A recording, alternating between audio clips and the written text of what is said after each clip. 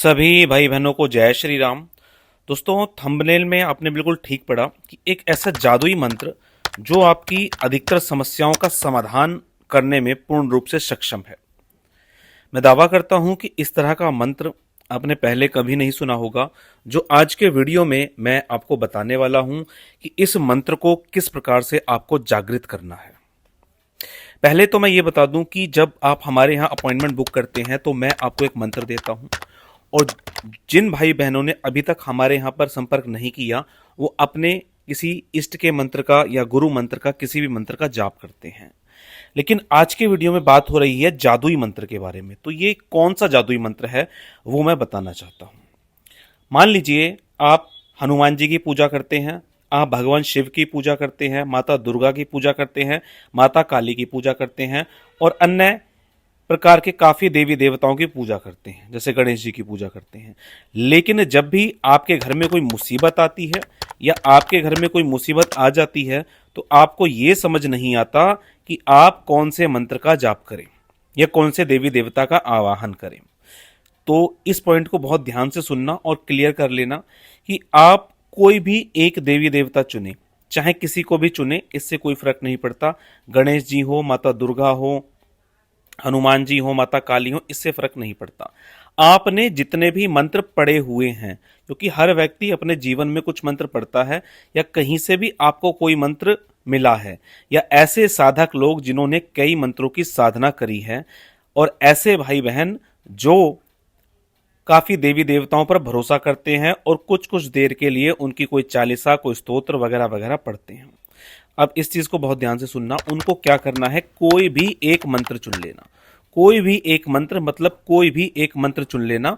और करना क्या है कि आपने अभी तक जितने भी देवी देवताओं की पूजा करी है उन सभी से ये प्रार्थना करनी है, हाथ में जल लेके प्रार्थना करना कि मैं ये प्रार्थना करता हूं कि मेरे ऊपर जितने देवी देवताओं की कृपा है, कोई भी सिद्धि है, शक्ति है, दूत है, गण है, पित्र है, कुछ जो भी है, मैं इस एक मंत्र के ऊपर उनका आवाहन करता हूं और ये प्रार्थना करता हूं कि जब भी मैं इस एक मंत्र को पढ़ूं तो इस एक मंत्र में सभी देवी देवता या जो भी पित्र हैं, जो भी आपके गण हैं, सिद्धि हैं, दूत हैं, वो इस एक मंत्र में अपनी शक्ति समाहित करें।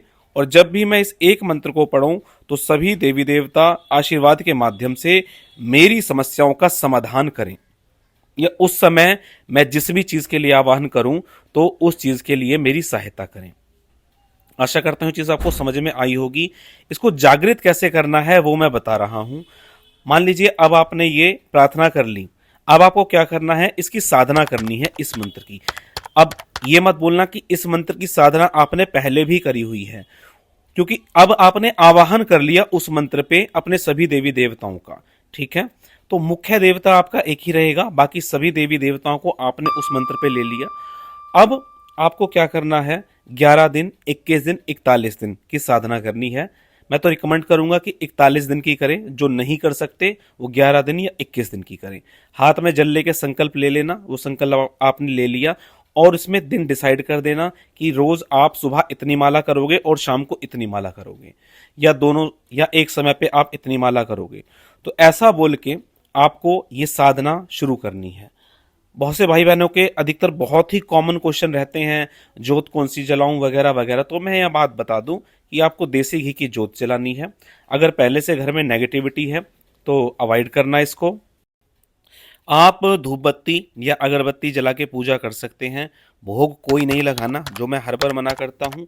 भोग लगाने के मन में बहुत विचार आते हैं। बाहर गरीबों को खाना बांटो, 10-5 हज़ार रुपये खर्च करो, या जितने भी आप खर्च कर सकते हैं अपनी पॉकेट मनी से, आपकी फाइनेंशियल कंडीशन के हिसाब से वो लोगों को खाना खिलाओ। वो भोग लगाने का सबसे अच्छा सिस्टम है। मंदिर में जाके भोग लगाइए, जितने का भी आप लगा सकते हैं। घर में भोग नहीं लगाना, ये बात ध्यान रखना। ठीक है, क्योंकि नेगेटिविटी होती है लोगों को तो, और उनकी परेशानी बढ़ती हुई चली जाती है। फिर लोग तरह तरह के मैसेज करते हैं, कमेंट करते हैं, कॉल्स करते हैं। तो भोग नहीं लगाना, खास तौर पे ध्यान रखना। ठीक है, और आसन कैसा लेना है, किसी भी रंग का आसन ले सकते हो, काले रंग का आसन नहीं लेना। और ज़्यादा डिटेल में जाना चाहते हैं तो हनुमान जी, दुर्गा माता के लिए, माता काली के लिए लाल रंग का आसन ले सकते हैं। आप हल्का कोई पीले रंग का आसन ले सकते हैं, बस एक काले रंग का आसन आपको नहीं लेना, बाकी आप कोई भी आसन ले सकते हो। बहुत विशेष बात, इस साधना के समय पे किसी भी प्रकार का अनुभव होता है, क्योंकि इस समय पर आपने काफ़ी सारी शक्तियों का आवाहन करा है, तो कोई भी आपको अनुभव होता है इस समय पर, तो वो अनुभव आप किसी को भी मत बताना। एक सज्जन थे, उनसे बात हुई तो वो सारे अनुभव अपनी वाइफ़ को बताते थे और उनकी सारी साधना खंडित हो गई थी।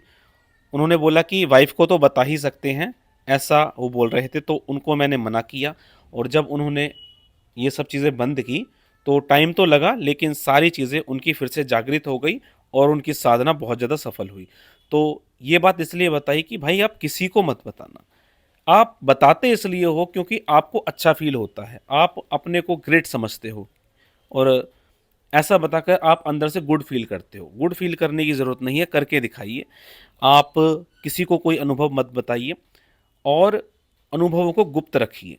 हाँ, कोई परेशानी होती है, आपको कोई नेगेटिव चीज़ फ़ील होती है, उसको आप शेयर कर सकते हैं। उसको शेयर करने में कोई दिक्कत नहीं है, या कोई कन्फ्यूज़न हो गई है और आपको समझ नहीं आ रहा कि अब क्या करना है, तो आप अपने से ज़्यादा समझ वाले व्यक्ति से सलाह ले सकते हैं।